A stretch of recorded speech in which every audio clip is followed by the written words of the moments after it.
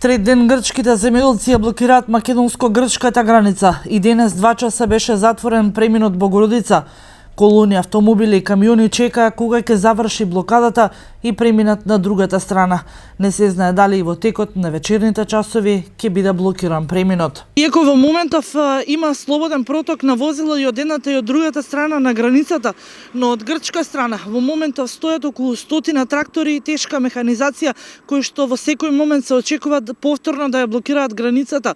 На македонска страна засега нема информации кога повторно грците ќе ја блокираат границата.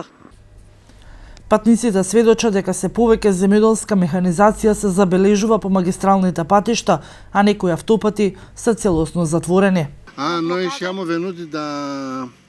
Ние доаѓаме по автопатот пред Кукуш, таму немаше блокади, но имаме сознание дека автопатот кој води кон Бугарија е блокиран и не само тој, на многу магистрални патишта има присуство на земјоделска механизација. И за утре се најавени блокади на преминот Богородица. Границата ќе биде затворена околу 2 часа, а грчките медиуми пишуваат дека земјоделците механизацијата ќе ја донесат и на преминот кај Дојран.